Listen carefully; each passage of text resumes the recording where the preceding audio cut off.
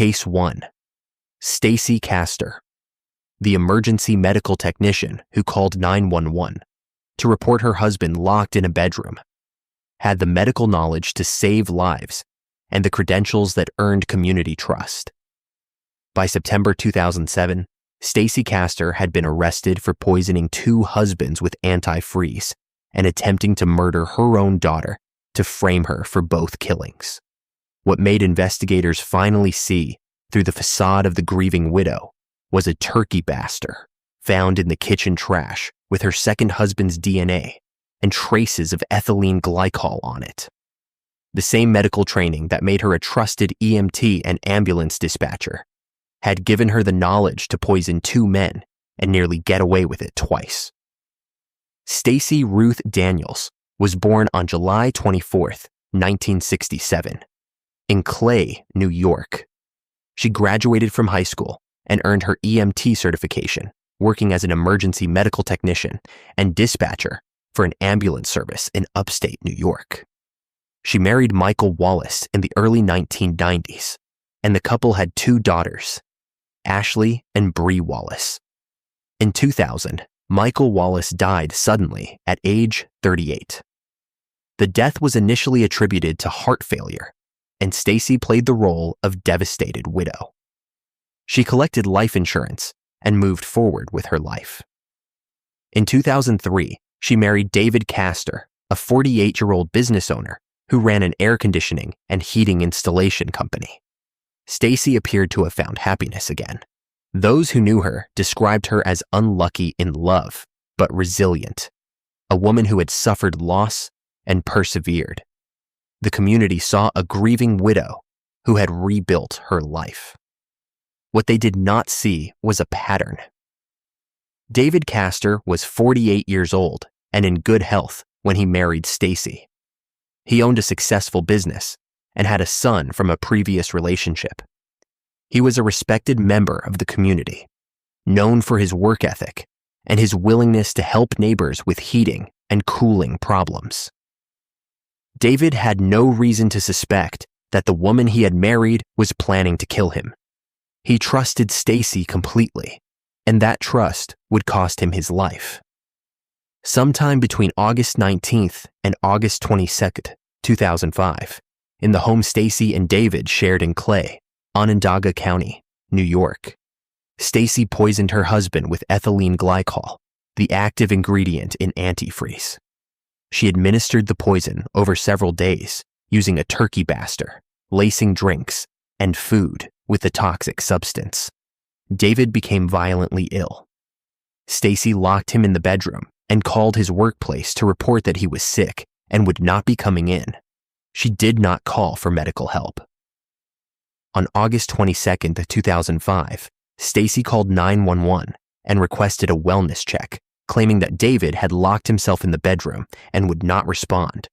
When police arrived within 15 minutes, they found David Castor dead. The scene had been staged to look like a suicide. A glass containing antifreeze sat near the body. Pill bottles were arranged on the nightstand. Stacy told investigators that David had been depressed about his father's death and that she believed he had taken his own life. The initial investigation seemed to support her story. David's death was treated as a possible suicide. Stacy collected over $200,000 in life insurance benefits, gained control of David's estate, and took over his business. The investigation that would eventually expose Stacy Castor began not with David's death, but with another poisoning 2 years later. In September 2007, Stacy's daughter, Ashley Wallace, was found unconscious in her bedroom. She was rushed to the hospital, suffering from a massive overdose of prescription medications mixed with vodka. Next to her bed was a typewritten note, 750 words long, in which Ashley confessed to murdering both her father, Michael Wallace, and her stepfather, David Castor. The note detailed guilt, remorse, and suicidal intent. It was signed with Ashley's name. When Ashley regained consciousness, she had no memory of writing the note and insisted she had not attempted suicide. Investigators became suspicious. Computer forensics revealed that the confession note had been typed on Stacy's computer while Ashley was already unconscious from the drugs Stacy had given her. The note was a forgery, and Ashley had been poisoned. The attempted murder of Ashley Wallace prompted investigators to re-examine David Castor's death. An autopsy revealed lethal levels of ethylene glycol in his system and no alcohol, directly contradicting Stacy's claim that he had been drinking heavily before his death. Investigators searched the Castor home and found the turkey baster in the kitchen trash. DNA testing confirmed it had been used to administer the antifreeze, and David's DNA was found on the device. Investigators then turned their attention to Michael Wallace, Stacy's first husband, who had died in 2000 under circumstances eerily similar to David's death. His body was exhumed. The results were damning. Michael Wallace had also been poisoned with ethylene glycol. Stacy Castor had murdered both of her husbands using the same method, and she had nearly succeeded in framing her own daughter for the crimes. Stacy Castor was arrested in September 2007 and charged with second-degree murder, attempted second-degree murder, and offering a false instrument for filing. Prosecutors William Fitzpatrick, the district attorney of Onondaga County, built the case methodically. The trial began on January 13, 2009, in Onondaga County Court. Judge Joseph Fahey presided. The trial lasted 3 weeks. Prosecutors presented the turkey baster with David's DNA, the forged confession note typed on Stacy's computer, the exhumation results showing Michael Wallace had been poisoned, and testimony from Ashley Wallace, who had survived her mother's attempt to murder her. The defense argued that Ashley had committed the murders and framed her mother. But the evidence was overwhelming. The timeline alone destroyed the defense's theory. The confession note had been typed while Ashley was unconscious. Stacy took the stand in her own defense, a decision that proved disastrous. During cross-examination, she referred to antifreeze as anti-free, a slip of the tongue that suggested familiarity with the substance. After 3 days of deliberation, the jury convicted Stacy Castor on all counts on February 5, 2009. The courtroom erupted in gasps. Stacy showed no emotion. On March 5, 2009, Judge Joseph Fahey sentenced Stacy Castor to 51 1/3 years to life in prison. The sentences were to run consecutively. David Castor's son spoke during the victim impact portion of the hearing, describing the profound betrayal of trust that Stacy had committed. Stacy maintained her innocence, insisting that she had been wrongly convicted. Judge Fahey was unmoved. "You are in a class all by yourself," he told her. "You have no soul." Stacy Castor was transported to Bedford Hills Correctional Facility to begin serving her sentence. She filed multiple appeals, all of which were denied. The case became a media sensation, featured prominently on 2020, Dateline, and Forensic Files. True crime authors wrote extensively about the Black Widow who had poisoned 2 husbands and tried to frame her daughter. Stacy Castor died on June 11, 2016, of a heart attack at the age of 48. She had served 7 years of her life sentence at Bedford Hills Correctional Facility. The daughter she had tried to murder and frame for 2 killings had testified against her and survived. The turkey baster, an ordinary kitchen tool, had become one of the most unusual pieces of evidence in a poisoning case. 2 men were dead, a daughter was poisoned and nearly framed for crimes she did not commit, all for insurance money and control. Ashley Wallace lost her father and stepfather to murder and nearly lost her life to a mother who valued money more than her own child. Stacy Castor's attempt to frame Ashley for the murders was perhaps more chilling than the murders themselves. The 750-word confession note, typed while Ashley lay unconscious, was not just an attempt to evade justice. It was a mother's willingness to sacrifice her daughter to save herself. Case 2. Harold Henthorne. On September 29, 2012, a 58-year-old man convinced his wife to take a romantic anniversary hike on Deer Mountain in Rocky Mountain National Park, Colorado. The terrain was rugged and unsuited for a 50-year-old ophthalmologist who was not an experienced hiker, but Dr. Toni Henthorne trusted her husband completely. Hours later, she was dead at the bottom of a 140-foot cliff, and Harold Henthorne was calling 911 with a story about a tragic fall. What made investigators suspicious was not just the shifting narratives Harold provided about how Toni fell, but the map they found in his car with an X drawn at the exact spot where her body was discovered. The hike had been scouted in advance.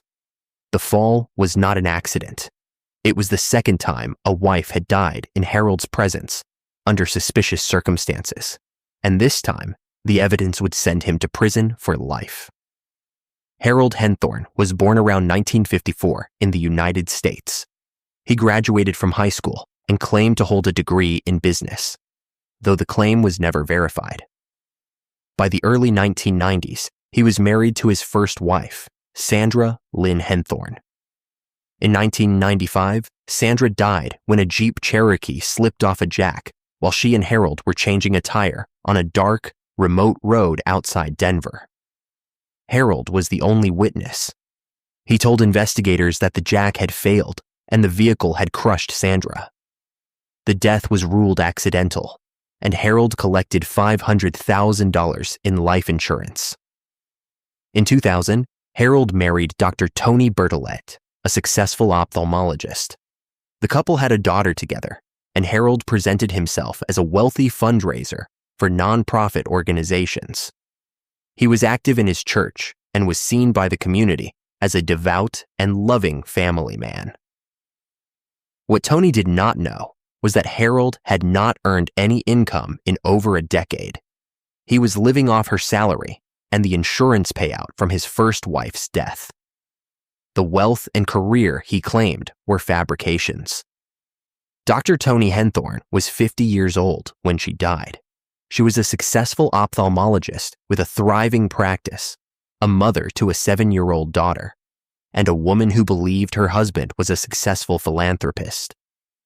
She supported the family financially, while Harold claimed to be working on fundraising projects that never materialized. Toni was unaware of Harold's controlling nature, his fabricated career, and the $4.5 million in life insurance policies he had taken out on her life without her full knowledge.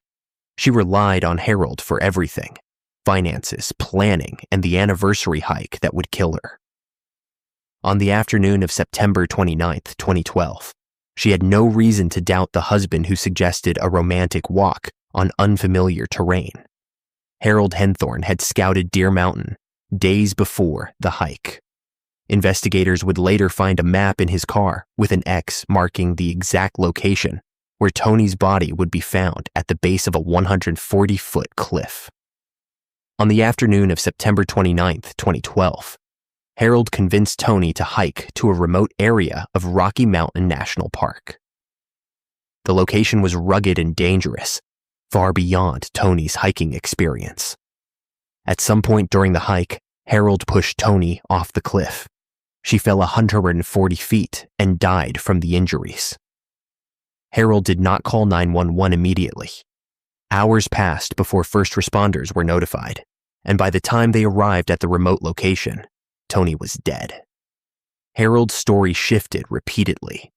He gave conflicting accounts to dispatchers about how Toni had fallen, where they had been standing, and what had happened in the moments before the fall. He claimed he had attempted CPR, but the position of Toni's body and the lack of any evidence of resuscitation efforts contradicted his statements. Investigators also discovered that someone had logged into Toni's computer 36 hours after her death to begin filing life insurance claims. Toni's diamond wedding ring, which she had been wearing at the time of her death, was missing from her body. It was later found in Harold's car. He had removed it from her finger after she fell. National Park Service rangers suspected Harold from the beginning his shifting narratives, the remote location, and the timing of his 911 call all raised red flags. The investigation took 2 years, but the evidence was methodically compiled. The map with the X was perhaps the most damning piece of physical evidence. It proved that Harold had scouted the location in advance and had planned exactly where Tony would fall. Investigators also uncovered the $4.5 million in life insurance policies, most of which Tony had not known the full extent of. The policies had been taken out by Harold without Tony's full awareness. The investigation expanded to include the 1995 death of Harold's first wife, Sandra Lynn. The similarities were striking. Both deaths occurred in remote locations with Harold as the only witness. Both resulted in massive insurance payouts. Both wives had trusted Harold completely. On November 6, 2014, Harold Henthorne was arrested and charged with first-degree murder in federal court, as the crime had occurred in a national park. The trial began in September 2015 in the United States District Court in Denver. Judge R. Brooke Jackson presided over the 2-week trial.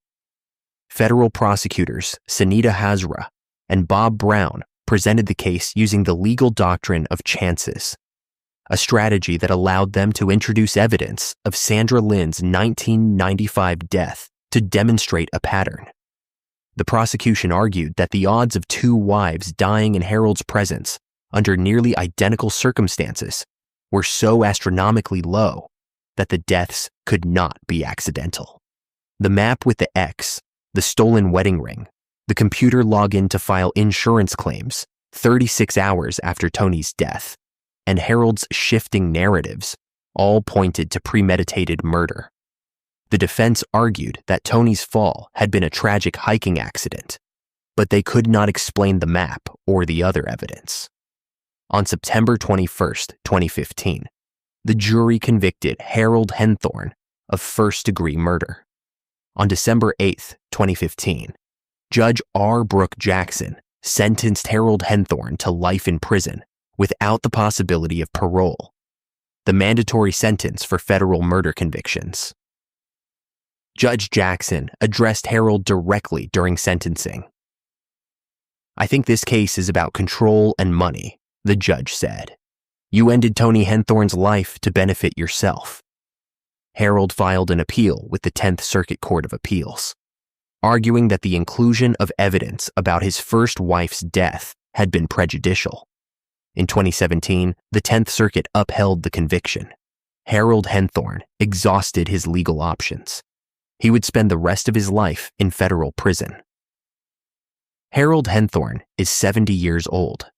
He is incarcerated at the United States Penitentiary in Terre Haute, Indiana, where he is serving a life sentence without the possibility of parole. Dr. Tony Henthorne was a successful ophthalmologist who supported her family financially while believing her husband was a philanthropic fundraiser. She died on what she thought was a romantic anniversary hike. Harold Henthorne walked away from 2 wives' deaths, claiming tragic accidents, but the map he drew with an X marking the spot where Tony would fall told the truth. 2 wives, 2 remote locations, 2 massive insurance payouts, and Harold Henthorne as the only witness both times.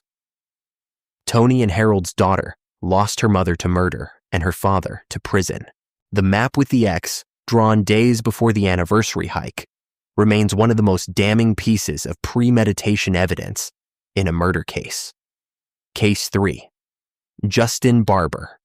On August 17, 2002, a 30-year-old IT professional flagged down a motorist on a Florida highway, bleeding from 4 gunshot wounds. His wife, 27-year-old April Barber, was dead on a beach at Guana River State Park, shot once in the face. Justin Barber told police that a mugger had attacked them during a romantic walk on the beach, shot them both, and fled without taking anything. The story had problems from the beginning. The couple's wallet and jewelry had been left at the scene. The gunman had allegedly shot Justin 4 times, but only shot April once. When forensic investigators examined Justin's wounds, they discovered that the trajectory proved the shots were self-inflicted. Water analysis on his clothing showed he had waded deep into the ocean to dispose of the gun. Blood splatter on his shirt proved he had been holding the gun when April was shot. Justin Barber had killed his wife for a $2 million life insurance policy, shot himself 4 times in non-lethal areas to stage a robbery, and claimed he could not remember how he had been shot. The forensic evidence proved what common sense suggested. You do not forget shooting yourself 4 times. Justin Barber was 30 years old when he murdered his wife. He had graduated from the University of Oklahoma with a degree in business and worked as an IT professional. He was married to April Barber, a 27-year-old radiation therapist who was well-liked in her professional community.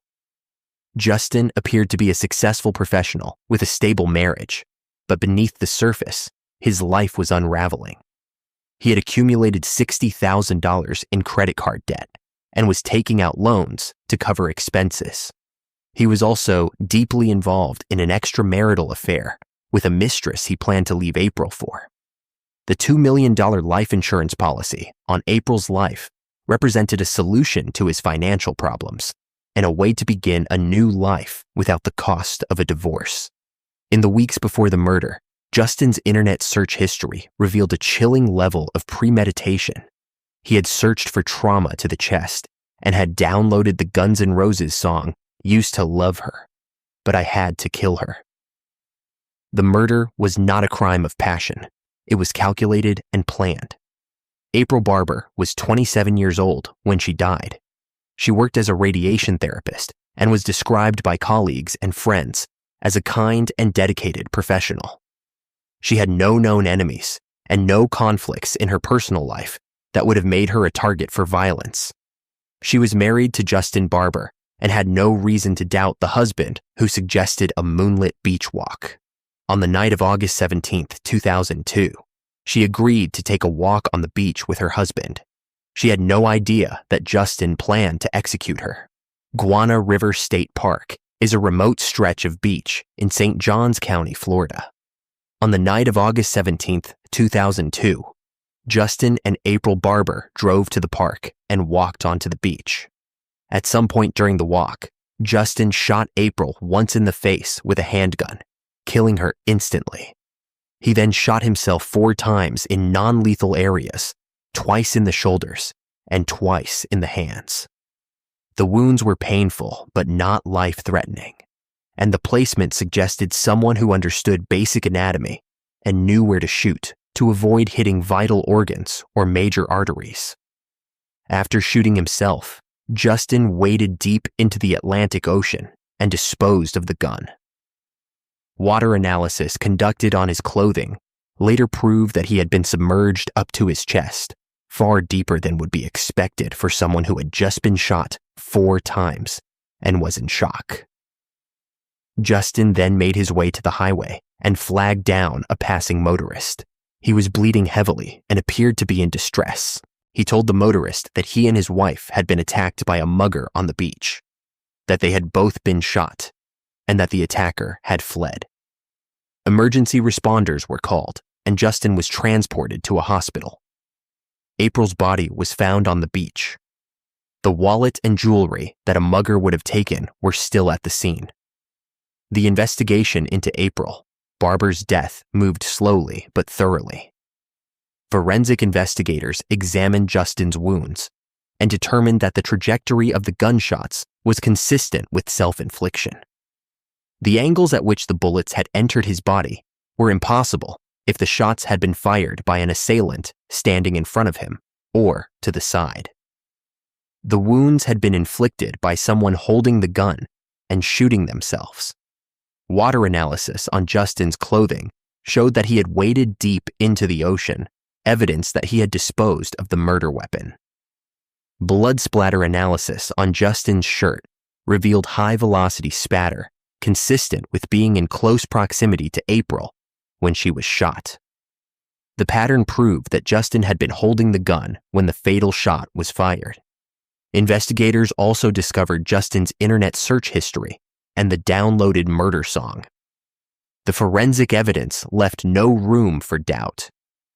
22 months after April's death, Justin Barber was arrested and charged with first-degree murder. Prosecutors announced they would seek the death penalty. The trial took place in June 2006 in St. Johns County Court. Judge Edward Hedstrom presided. The prosecution presented the forensic evidence, the internet searches, and the financial motive. They argued that Justin had murdered April for the $2 million insurance payout and had staged an elaborate cover-up by shooting himself and disposing of the gun. The defense maintained that Justin had been attacked by a mugger and that he had amnesia about the actual shooting. They could not explain the forensic evidence, the water analysis, or the blood splatter. They could not explain why a mugger would shoot Justin 4 times, shoot April once, and then leave without taking anything. The jury deliberated and returned a verdict of guilty of first-degree murder. They recommended the death penalty by a vote of 8-4. Judge Hedstrom had the final decision on sentencing.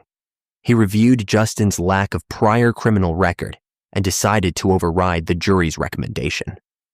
Justin Barber was sentenced to life in prison without the possibility of parole. Justin Barber is 54 years old.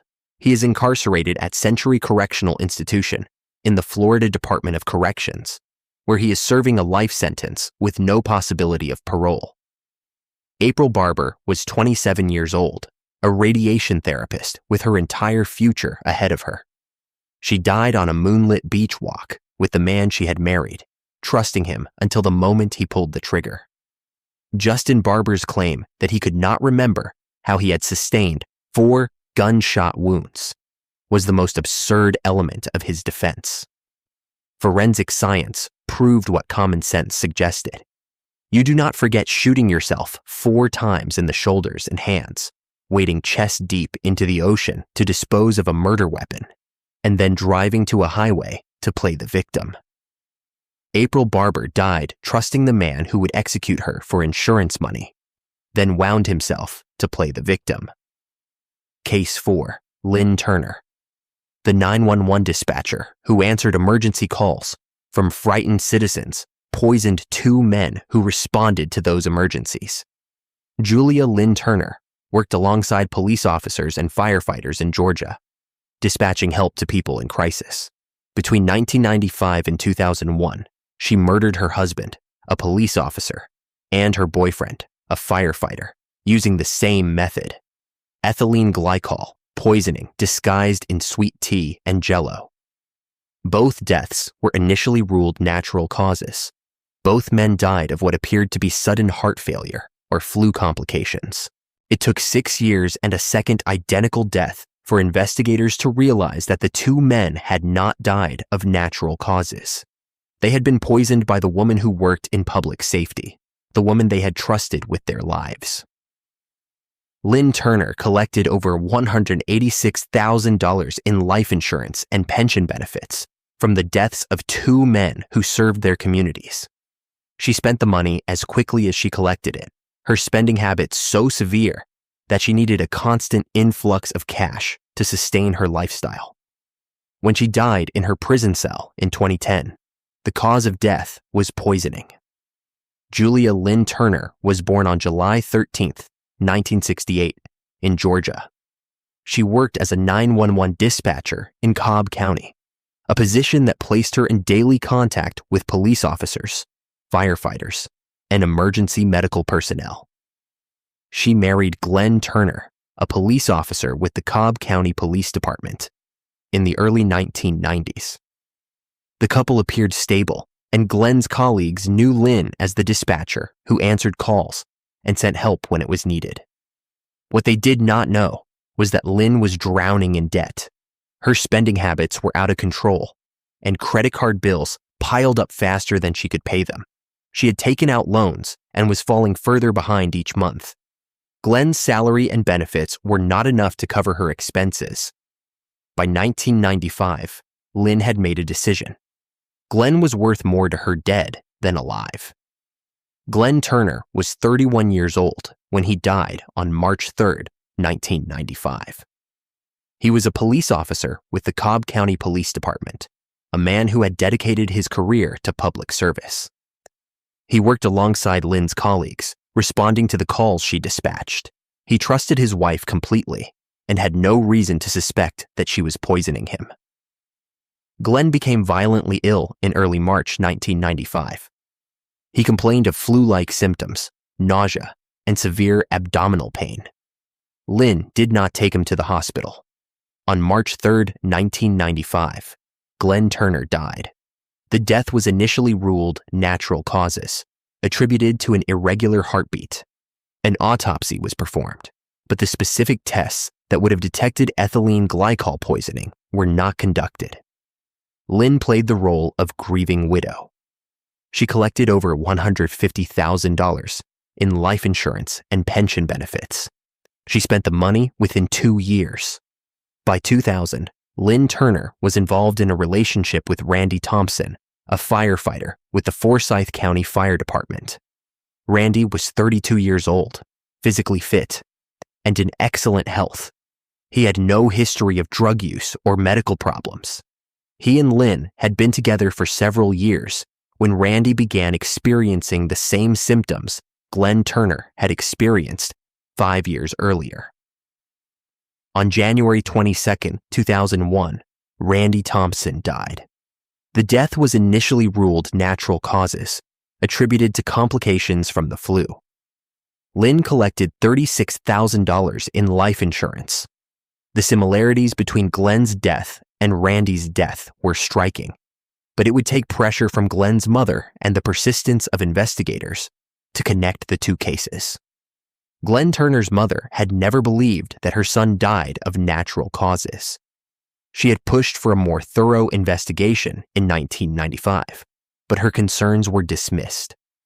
When Randy Thompson died in 2001 under nearly identical circumstances, she contacted investigators and demanded that both deaths be re-examined. In 2002, the bodies of Glenn Turner and Randy Thompson were exhumed. Forensic testing revealed massive amounts of calcium oxalate crystals in the kidneys of both men, the hallmark of ethylene glycol poisoning. Both men had been poisoned with antifreeze. The sweet taste of ethylene glycol had been disguised in sweet tea and jello, substances Lynn had prepared and served to both men during their final days. The poison attacks the kidneys and other organs, causing symptoms that can mimic the flu or heart problems. Both deaths had been misdiagnosed. Both deaths had been murders. Lynn Turner was arrested in November 2002 and charged with the malice murder of both Glenn Turner and Randy Thompson. Because the crimes had occurred in different counties, she was tried separately. The first trial for the murder of Glenn Turner took place in May 2004 in Cobb County. Prosecutors presented the exhumation results, the forensic evidence of poisoning, and Lynn's massive debts and spending habits. They demonstrated that Lynn had the motive, the means, and the opportunity to poison Glenn. The defense could not explain the presence of ethylene glycol in Glenn's body. The jury convicted Lynn Turner of malice murder. The second trial for the murder of Randy Thompson took place in March 2007 in Forsyth County. The evidence was nearly identical. The jury convicted her again. Lynn Turner was sentenced to 2 consecutive life sentences without the possibility of parole. She was sent to Metro State Prison in Georgia to begin serving her sentence. On August 30, 2010, Lynn Turner was found dead in her cell at Metro State Prison. She was 42 years old. The cause of death was determined to be toxic effects of blood pressure medication. Investigators ruled the death a suicide. Lynn Turner had poisoned 2 healthy men with antifreeze, causing them to suffer painful deaths that were initially misdiagnosed as natural causes. She spent the insurance money she collected from their deaths within years and was facing a lifetime in prison when she took her own life, using the same method she had used to kill Glenn and Randy: poison. Lynn Turner served as a 911 dispatcher alongside the police officer she murdered. Glenn Turner worked in the same public safety system Lynn did, responding to emergencies she dispatched. 6 years later, she poisoned Randy Thompson, a firefighter, using the exact same method.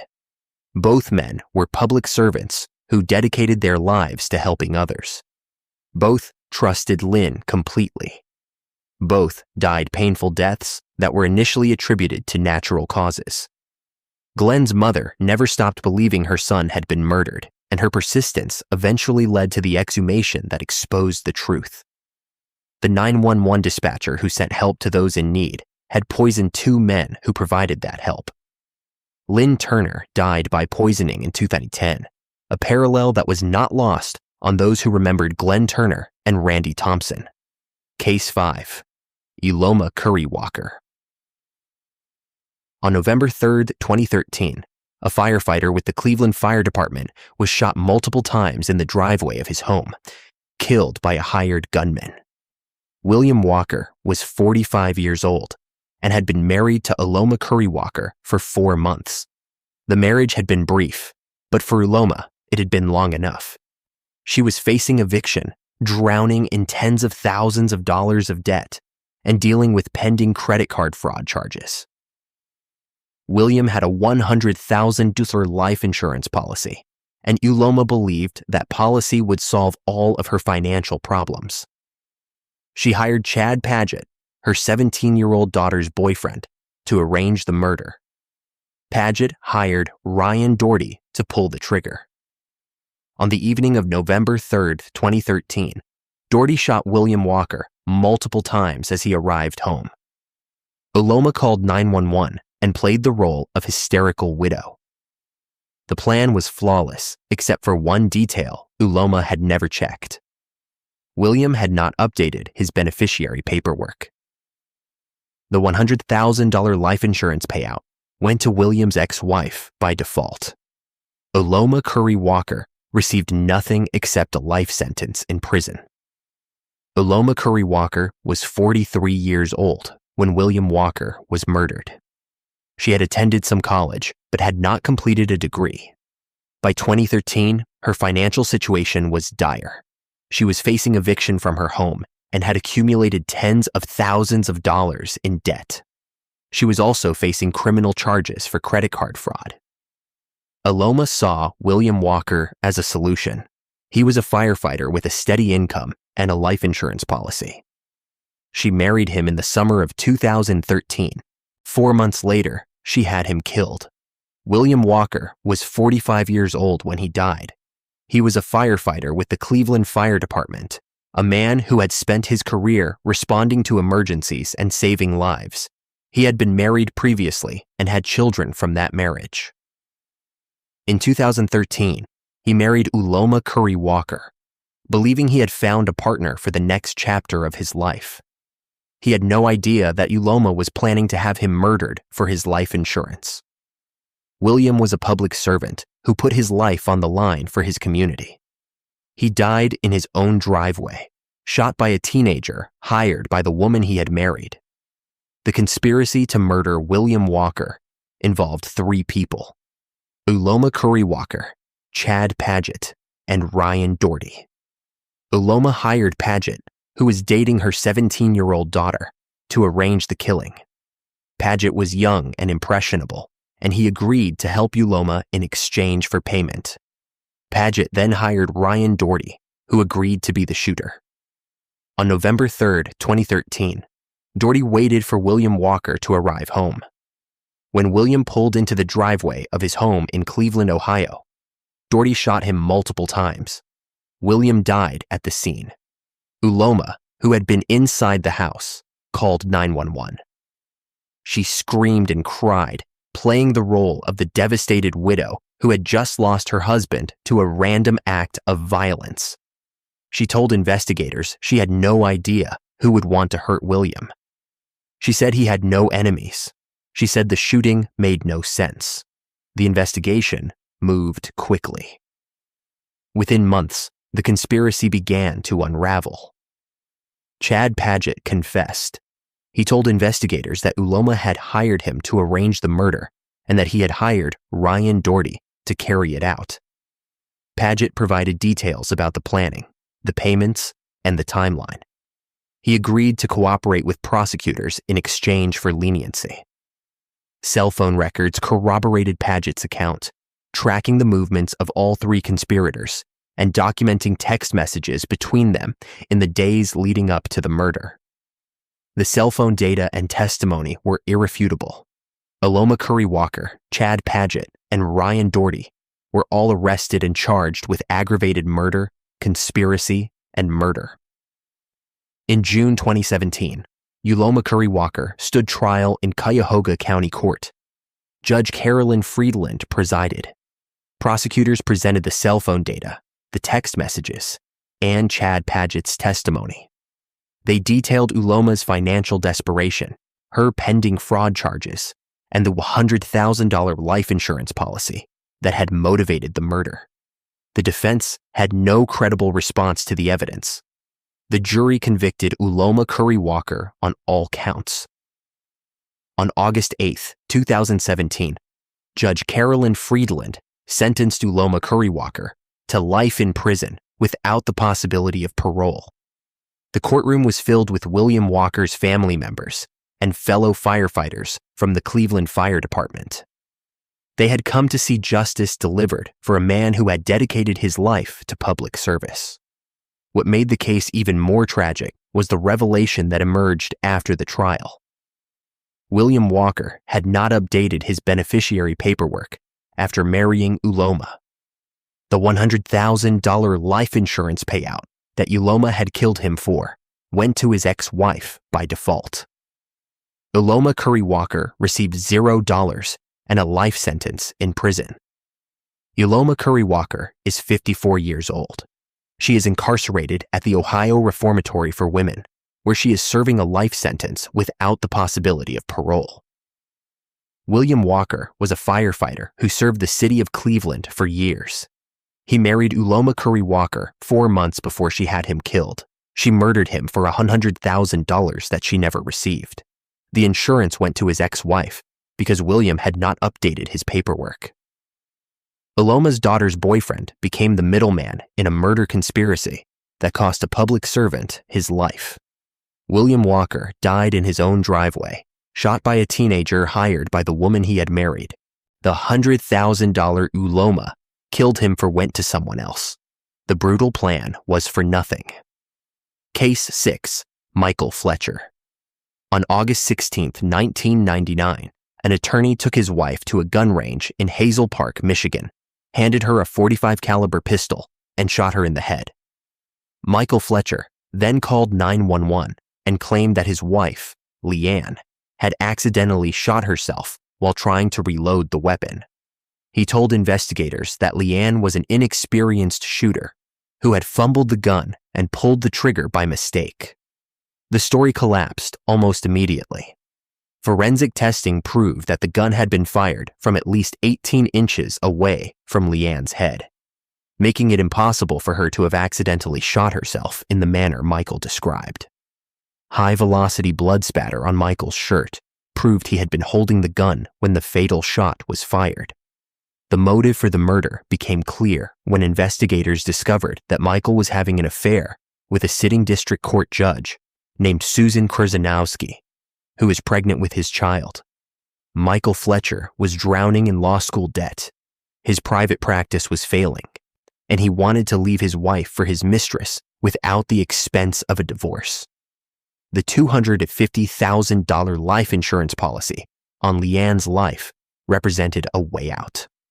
The scandal destroyed Judge Krzyzanowski's judicial career, and Michael Fletcher was convicted of second-degree murder. Michael Fletcher was 29 years old when he murdered his wife. He had graduated from Thomas M. Cooley Law School and was working as an attorney in private practice. The practice was failing.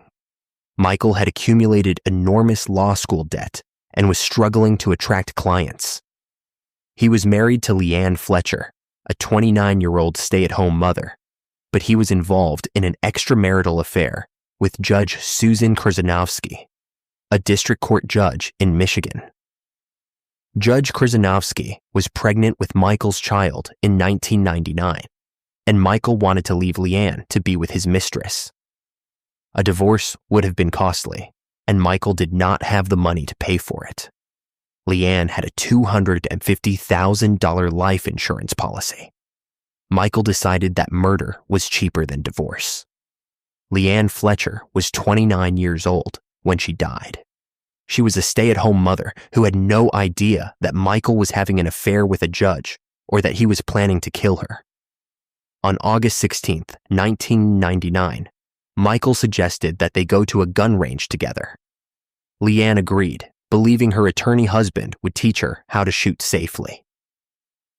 The gun range in Hazel Park, Michigan, was quiet on the afternoon of August 16, 1999. Michael and Leanne Fletcher arrived and checked in. Michael handed Leanne a .45 caliber pistol and stood beside her while she held the weapon. At some point during the session, Michael took the gun, stepped back, and shot Leanne once in the head. She died instantly. Michael immediately called 911 and told the dispatcher that there had been a terrible accident. He said that Leanne had been trying to reload the pistol when it discharged, and that she had shot herself. He said he had been standing next to her and had no idea how the gun had gone off. Emergency responders arrived and found Leanne dead. Michael was distraught, claiming he could not understand how the accident had happened. Forensic investigators examined the scene and the weapon. Testing revealed that the gun had been fired from a minimum distance of 18 inches away from Leanne's head. The angle of entry and the trajectory of the bullet proved that Leanne could not have been holding the gun when it discharged. Michael's story was physically impossible. Investigators also examined Michael's clothing. High-velocity blood spatter was found on his shirt, a pattern consistent with being in close proximity to a gunshot wound at the moment of firing. The spatter proved that Michael had been holding the gun when Leanne was shot. The investigation expanded to include Michael's personal life. Detectives discovered the affair with Judge Susan Krzyzanowski and learned that she was pregnant. They uncovered Michael's financial problems, his failing law practice, and his law school debt. They found the $250,000 life insurance policy. The motive was clear. Michael Fletcher was arrested and charged with second-degree murder. The trial took place in June 2000 in Oakland County Court. The prosecution presented the forensic evidence, the testimony of blood spatter experts, and the financial motive. They argued that Michael had taken Leanne to the gun range specifically to create a scenario where he could shoot her and claim it was an accident. The defense maintained that the shooting had been a tragic accident caused by an inexperienced shooter, but they could not explain the 18-inch firing distance or the blood spatter on Michael's shirt. The jury convicted Michael Fletcher of second-degree murder. The case became a public scandal when the identity of Michael's mistress was revealed. Judge Susan Krzyzanowski was a sitting district court judge, and her involvement with Michael Fletcher destroyed her judicial career. She was cleared of having any prior knowledge of the murder plot, but the damage to her reputation was irreversible. Michael Fletcher was sentenced to life in prison with the possibility of parole. He was sent to the Michigan Department of Corrections to begin serving his sentence. Judge Krzyzanowski faced professional consequences and public humiliation. The scandal surrounding the case and her relationship with Michael effectively ended her time on the bench. Michael Fletcher is 56 years old. He is incarcerated at a facility within the Michigan Department of Corrections, where he is serving a life sentence with the possibility of parole. Leanne Fletcher was 29 years old, a stay-at-home mother who trusted her attorney husband enough to go to a gun range with him. She died there, shot in the head by the man she had married. The blood spatter on Michael's shirt and the 18-inch firing distance proved he had pulled the trigger.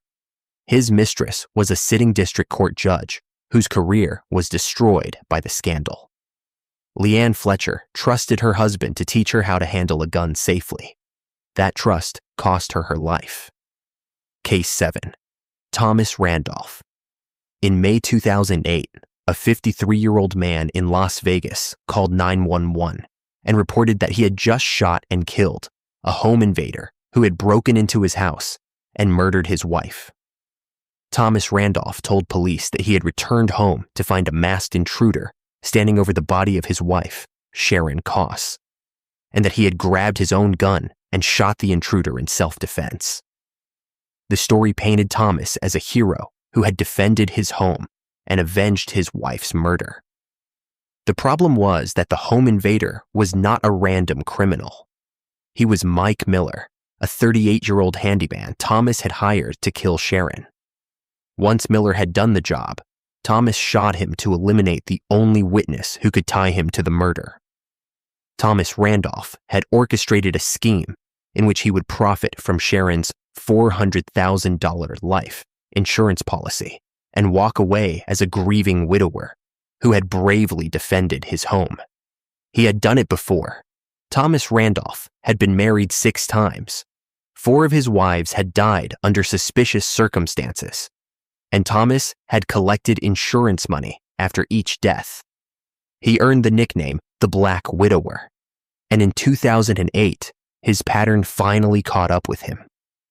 Thomas Randolph was born around 1955. By the time he was 53 years old, he had been married 6 times. His second wife had died in 1986 under suspicious circumstances, and Thomas had been tried for her murder. He was acquitted. The acquittal gave Thomas confidence. He had beaten a murder charge once, and he believed he could do it again. Between 1986 and 2008, 2 more of Thomas's wives died under circumstances that raised questions but never led to charges. Each death was followed by an insurance payout.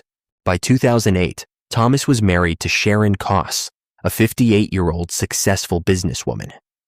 Sharon had a $400,000 life insurance policy, and Thomas was listed as the beneficiary. Sharon Koss was 58 years old when she died. She was a successful businesswoman who had built a career and a life in Las Vegas. She was married to Thomas Randolph, a man with a troubling history that she may not have fully understood. Sharon trusted Thomas, and that trust would cost her her life. Mike Miller was 38 years old when he died.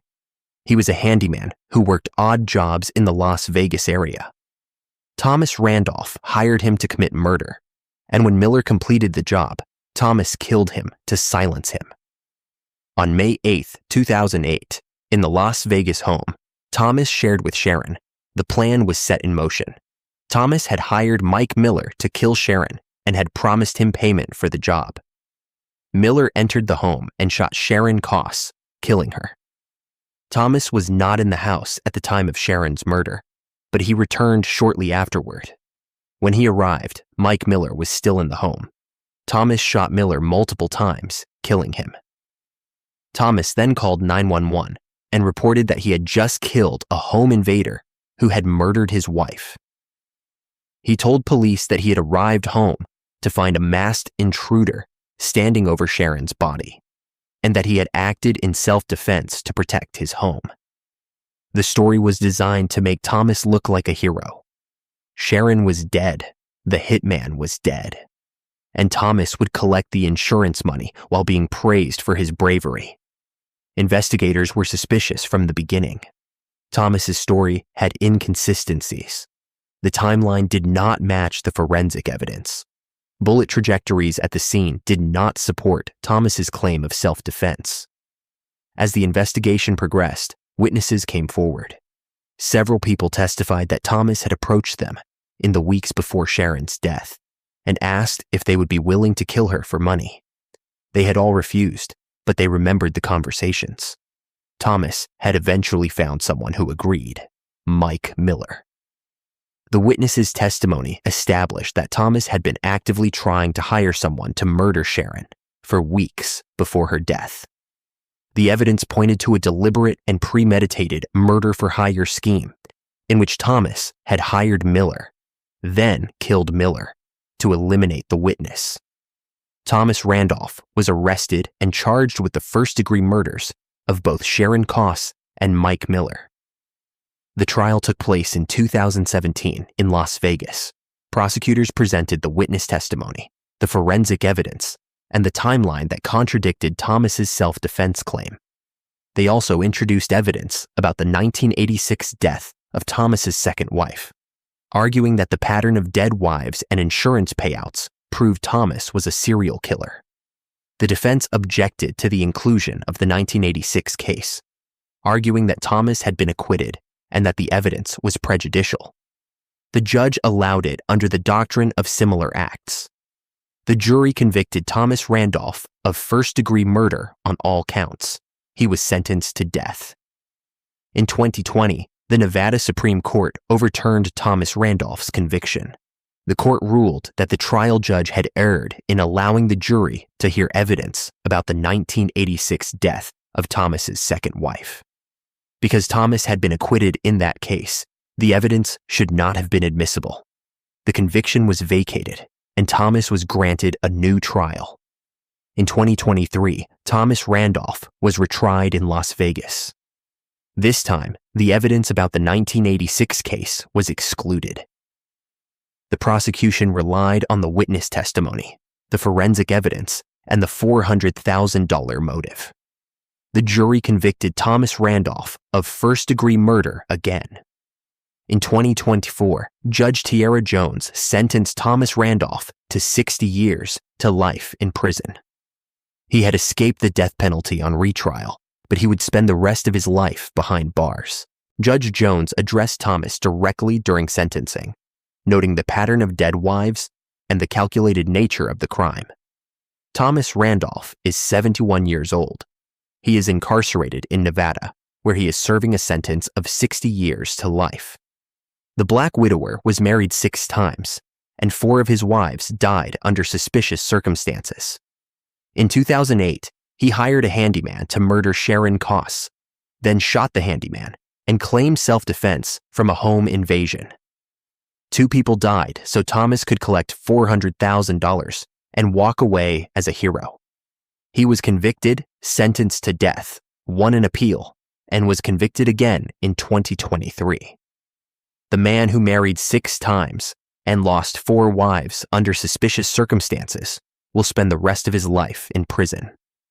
Sharon Koss and Mike Miller both died in a scheme designed to enrich Thomas Randolph and make him look like a victim. Case 8. Helen Golay and Olga Rutterschmidt. In 2008, 2 elderly women stood trial in Los Angeles for a murder-for-profit scheme so calculated and patient that it took investigators years to uncover. Helen Golay was 74 years old. Olga Rutterschmidt was 72. Together, they had befriended 2 homeless men, provided them with housing and stability for exactly 2 years, then murdered them in staged hit-and-run accidents to collect life insurance. The 2-year waiting period was not arbitrary. It was the contestability period for life insurance policies, the window during which insurance companies can investigate and deny claims for fraud. Helen and Olga waited for that window to close before they killed their victims. They had taken out 73 separate life insurance policies on the 2 men across multiple insurance companies, spreading the policies strategically to avoid triggering fraud alerts at any single agency. Paul Vados and Kenneth McDavid were run over in dark alleys in Los Angeles, their deaths made to look like accidents. The Black Widows collected over $2.8 million. The scheme was nearly perfect, but a casual conversation between 2 LAPD detectives exposed the pattern and brought the murders to light. Helen Golay was 74 years old when she was arrested in 2008. She was a wealthy real estate manager who had spent her career handling properties and accumulating assets. She did not need money. The murders were driven by greed, not desperation. Olga Rutterschmidt was 72 years old and had been friends with Helen for years. The 2 women developed the insurance fraud scheme together, targeting vulnerable homeless men who would be easy to control and whose deaths would raise little suspicion. Paul Vados was 73 years old when he died in 1999. He was homeless and vulnerable, a man who had fallen on hard times and was living on the streets of Los Angeles. Kenneth McDavid was 50 years old when he died in 2005. He was also homeless, struggling to survive in a city where thousands of people lived without shelter or stability. Both men were strangers to Helen and Olga when they were first approached. Both men believed the women were offering them help. The scheme followed the same pattern for both victims. Helen and Olga befriended the homeless men and offered them housing. They moved Paul Vados and years later, Kenneth McDavid into apartments and provided them with food, clothing, and a stable living situation. They treated the men kindly and presented themselves as benefactors who wanted to help people who had fallen on hard times. What the men did not know was that Helen and Olga were taking out life insurance policies on them, naming themselves as beneficiaries and claiming to be relatives or fiancés. The women purchased 73 different insurance policies across multiple companies, each policy relatively small to avoid scrutiny. The total value of the policies was over $2.8 million. Helen and Olga waited exactly 2 years, the insurance contestability period. Once that period ended, they murdered the men. In 1999, Paul Vados was run over by a vehicle in a dark alley in Los Angeles. The death was ruled an accidental hit and run. Helen and Olga collected insurance payouts. The scheme had worked perfectly. In 2005, Kenneth McDavid was run over by a vehicle in a dark alley in Los Angeles. The death was ruled an accidental hit and run. Helen and Olga began the process of collecting insurance payouts again. The break in the case came through coincidence. In 2005, an LAPD detective was investigating the hit-and-run death of Kenneth McDavid. During a conversation with another detective, the investigator mentioned the names of the 2 women who were claiming to be related to the victim, Helen Golay and Olga Rutherschmidt. The second detective stopped. He had investigated a nearly identical hit-and-run case in 1999 involving a homeless man named Paul Vados. The same 2 women had been listed as beneficiaries in that case. The odds of the same 2 women being connected to 2 homeless men who died in hit-and-run accidents 6 years apart were astronomically low. The cases were reopened, and investigators began digging into the backgrounds of Helen Golay and Olga Rutherschmidt. The investigation revealed the 73 insurance policies, the exact 2-year waiting periods, and the pattern of staged accidents. Forensic evidence, including tow truck records, placed Helen's car at the scene of Kenneth McDavid's death. Investigators also obtained a recording from an interrogation room where Olga had been left alone briefly. During that time, Olga had yelled at Helen, blaming her for being sloppy and for leaving evidence that could connect them to the murders. The recording captured Olga's anger and frustration, providing investigators with a rare glimpse into the relationship between the 2 women. Helen and Olga were arrested and charged with first-degree murder and conspiracy. The trial took place in 2008 in Los Angeles County. Prosecutors presented the 73 insurance policies as evidence of the deliberate and calculated nature of the scheme. They showed the tow truck records, the recordings of Olga's statements, and the timeline proving that both men had been housed for exactly 2 years before being killed. The defense had no credible response to the evidence. The jury convicted both Helen Golay and Olga Rutherschmidt of first-degree murder and conspiracy. Both women were sentenced to life in prison without the possibility of parole. Helen Golay would be 98 years old in 2026. Olga Rutherschmidt would be 96.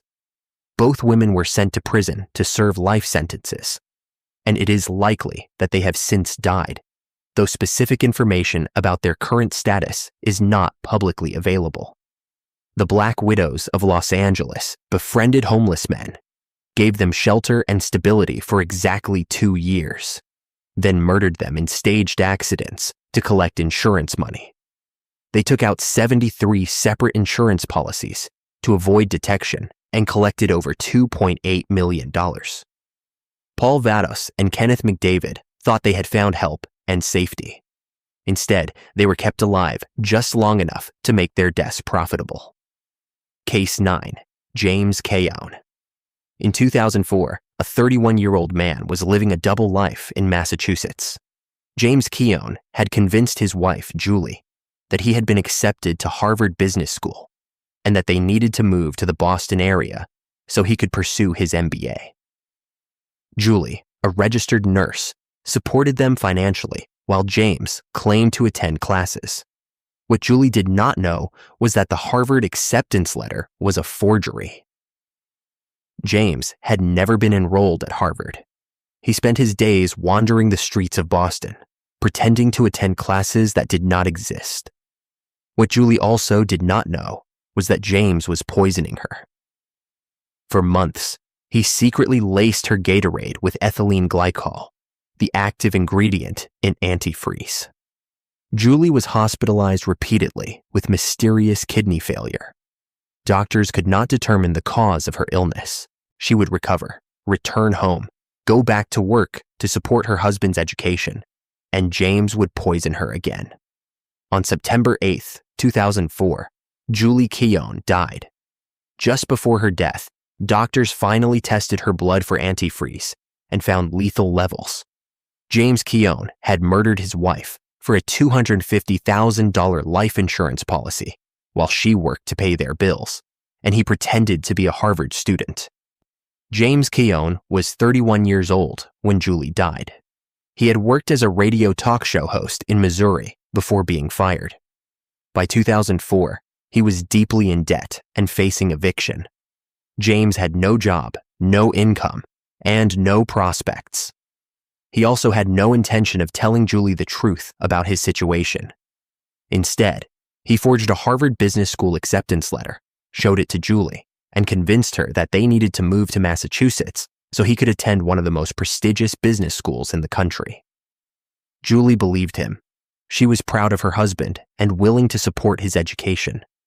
She took a job as a registered nurse in the Boston area and worked full-time to pay their rent and living expenses, while James claimed to be attending classes. What James was actually doing was wandering the streets of Boston during the day, killing time until he could return home and maintain the illusion that he had been at Harvard. Julie Keown was 31 years old when she died. She was a registered nurse who worked long shifts to support her husband's supposed education. She believed James was attending Harvard Business School and that his degree would lead to a better future for both of them. She trusted him completely. She had no idea that the acceptance letter was forged, that James was not attending classes, and that he was poisoning her Gatorade with antifreeze. The poisoning began in early 2004 and continued for months. James purchased ethylene glycol and began secretly adding it to Julie's Gatorade. Ethylene glycol is sweet tasting, which makes it easy to disguise in beverages. The poison attacks the kidneys and other organs, causing symptoms that can mimic a variety of illnesses. Julie began experiencing severe abdominal pain, nausea, and vomiting. She was hospitalized multiple times with what doctors initially believed was a kidney infection or other renal issue. Tests were conducted, but the specific test for ethylene glycol poisoning was not performed. Julie would recover enough to be discharged, return home, and go back to work. James would poison her Gatorade again, and the cycle would repeat. Julie's condition worsened with each hospitalization. By the summer of 2004, her kidneys were failing. Just before her death, a doctor finally ordered a test for antifreeze poisoning. The results came back positive. Julie Keown had lethal levels of ethylene glycol in her system. She died on September 8, 2004. After Julie's death, investigators began examining James's background and his claims about attending Harvard. They discovered that the acceptance letter was a forgery. Harvard Business School had no record of James ever applying, being accepted, or enrolling. The entire story had been a lie. Computer forensics revealed that James had conducted internet searches for how to poison with antifreeze in the weeks before Julie's illness began. The computer searches and forged letter proved premeditation beyond question. James Keown had forged a Harvard acceptance letter, lied to his wife for months, allowed her to work full-time to support his fake education, and poisoned her to death for a $250,000 life insurance policy. He was arrested and charged with first-degree murder. The trial took place in June 2008 in Middlesex Superior Court in Massachusetts. Prosecutors presented the forged Harvard letter, the computer search history, the medical records documenting Julie's repeated hospitalizations, and the toxicology results showing lethal levels of ethylene glycol in her system. They argued that James had murdered Julie because he was drowning in debt and needed the insurance money. The defense had no credible response to the evidence. The jury convicted James Keown of first-degree murder. He was sentenced to life in prison without the possibility of parole. James Keown is 52 years old. He is incarcerated in Massachusetts, where he is serving a life sentence without the possibility of parole. Julie Keown was 31 years old, a registered nurse who worked full-time to support her husband's education at Harvard Business School. The acceptance letter was forged. The classes did not exist. Her husband spent his days wandering the streets of Boston, pretending to be a student, while she worked to pay their bills. During those months, he was poisoning her Gatorade with antifreeze. Julie was hospitalized repeatedly with kidney failure, recovered, returned to work, and was poisoned again. She died on September 8, 2004, still believing her husband was a Harvard student. The man she supported financially and emotionally was murdering her for a $250,000 life insurance policy. The forged Harvard acceptance letter and the months-long Gatorade poisoning remain among the most elaborate and cruel deceptions in a murder case. Case 10. Jason Harris. On September 29, 2014, a 36-year-old mother of two was found dead in her home in Davison, Michigan. Christina Harris had died of what appeared to be a heroin overdose. Her husband, Jason, told investigators that Christina had been a secret drug addict and that he had no idea she was using drugs. Christina's family was adamant that she had never used drugs in her life. They insisted that Christina was a devoted mother who would never have put her children at risk by using narcotics. The initial ruling was accidental overdose, but Christina's family refused to accept it. They demanded further investigation. Years later, investigators discovered evidence that would prove Christina's family was right. Christina had been breastfeeding her children and had frozen breast milk stored in her home. When investigators tested the frozen breast milk, it came back completely free of any narcotics. If Christina had been a habitual drug user, traces of drugs would have been present in her breast milk. The clean milk was scientific proof that Christina was not an addict. Jason Harris had murdered his wife by spiking her cereal with heroin, then lied about her being a drug user to cover up the crime. Jason Thomas Harris was 40 years old when Christina died. He was married to Christina and was the father of their two young children. Jason appeared to be a devoted husband and father, but beneath the surface, he was actively pursuing extramarital affairs with multiple women. He wanted out of the marriage, but he did not want to pay for a divorce or lose custody of his children. Christina had a $120,000 life insurance policy. Jason believed that if Christina died, he would collect the insurance money, gain full custody of the children, and be free to pursue relationships with other women. In the weeks before Christina's death, Jason texted coworkers asking if they knew where he could get odorless, tasteless drugs. He asked if anyone knew how to hire a hitman for $5,000. The coworkers did not take him seriously at the time, but after Christina's death, they came forward and told investigators about the conversations. Christina Harris was 36 years old when she died. She was a mother of 2 young children and was actively breastfeeding. She worked to support her family and had no history of drug use. Her family knew her as a devoted mother who put her children first. Christina had no idea that Jason was planning to kill her, or that he was telling people she was a drug addict. On September 29, 2014, in their home in Davison, Michigan, Jason Harris spiked Christina's bowl of cereal with heroin. Heroin is odorless and tasteless when mixed into food, and Christina had no reason to suspect that her breakfast had been poisoned. She ate the cereal, collapsed, and died of heroin poisoning. Jason called 911 and reported that Christina had overdosed. He told emergency responders and investigators that Christina had been a secret drug addict and that he had discovered her body after she had accidentally overdosed. The initial investigation supported Jason's story. Christina had died of a heroin overdose, and there was no immediate evidence to suggest foul play. The death was ruled accidental. Jason played the role of the grieving widower, shocked and devastated by his wife's hidden addiction. Christina's family refused to accept the ruling. They knew Christina had never used drugs. They knew she was breastfeeding and would never have put her children at risk. They demanded that investigators reopen the case and look more closely at Jason. The investigation was reopened, and detectives began interviewing Jason's co-workers. The co-workers testified that Jason had sent them text messages asking for odorless, tasteless drugs and asking about hiring a hitman. The texts proved that Jason had been planning Christina's death for weeks. Investigators also discovered the frozen breast milk that Christina had stored before her death.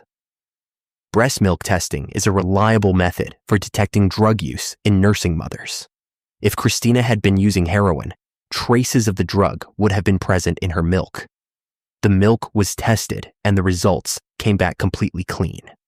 Christina Harris had no narcotics in her system at the time she stored the milk. The frozen breast milk was scientific proof that Christina was not a drug addict. Jason's entire story was a lie. Jason Harris was arrested and charged with first-degree murder. The trial took place in November 2021 in Genesee County Court in Michigan. Judge David Newblatt presided. Prosecutors presented the co-worker testimony about Jason's texts, asking for untraceable drugs and information about hiring a hitman. They presented the frozen breast milk evidence, which scientifically proved Christina had not been using drugs. They presented the $120,000 life insurance motive and evidence of Jason's affairs. The defense had no credible response to the evidence. The jury convicted Jason Harris of first-degree murder. He was sentenced to life in prison without the possibility of parole. Jason Harris is 50 years old. He is incarcerated in Michigan, where he is serving a life sentence without the possibility of parole. Christina Harris was 36 years old, a mother of 2 young children. She was murdered with heroin that her husband spiked into her cereal bowl. Jason claimed she was a drug addict to explain her death.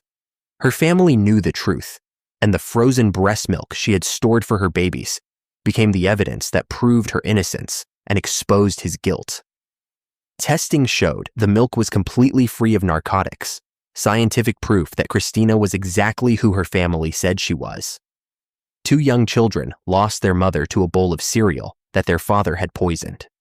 Christina Harris was exactly who her family said she was, and the frozen breast milk she left behind proved it. The frozen breast milk Christina left behind became one of the most unusual and decisive pieces of forensic evidence in a murder case, vindicating her memory and destroying the lie her husband had told.